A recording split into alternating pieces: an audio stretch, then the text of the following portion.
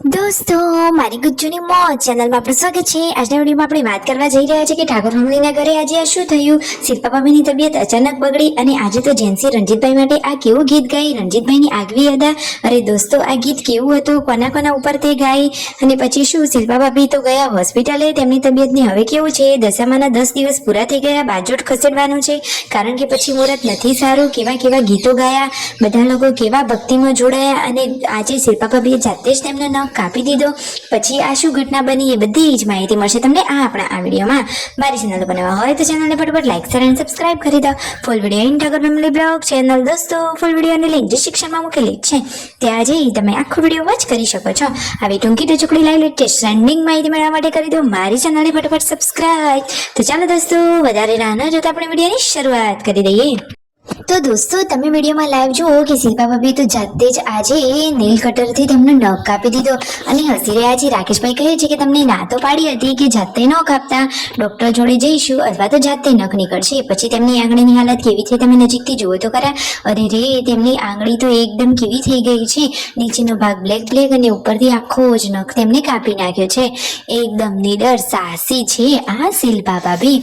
જો આટલી વેદના છે છતાં હસતા છે ને બપોરે તેમની તબિયતની શું થયું તેમનો તો સાવ ચહેરો જ ઉતરી ગયો છે।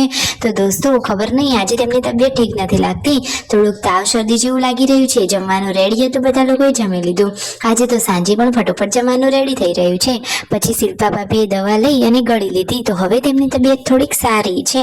અને પછી જુઓ તો ખરા કે સાંજે તો ફટોફટ લોટ બાંધવાનું અને શાક વઘારવાની તૈયારીઓ થવા લાગી, કારણ કે પછી બધા લોકોને દશામાની આરતીમાં જવાનું હોય એટલા માટે।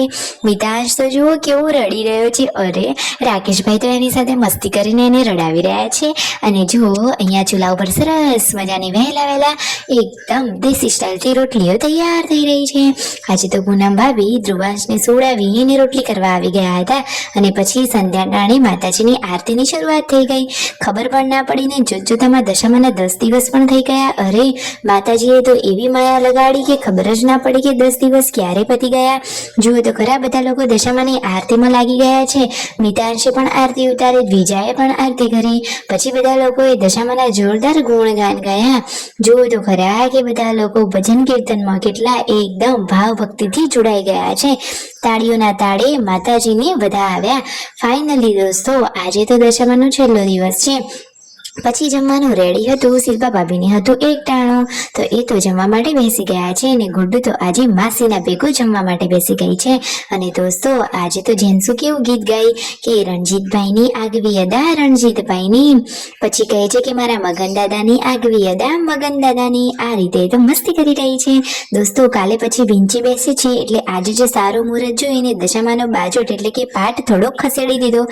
હવે તો દોસ્તો દશામાં હમણાં આવતા હતા ને હવે તો વિદાયનો પણ ટાઈમ આવી ગયો। વિડીયો ગમે હોય તો ચેનલને કરો ફટોફટ સબસ્ક્રાઇબ।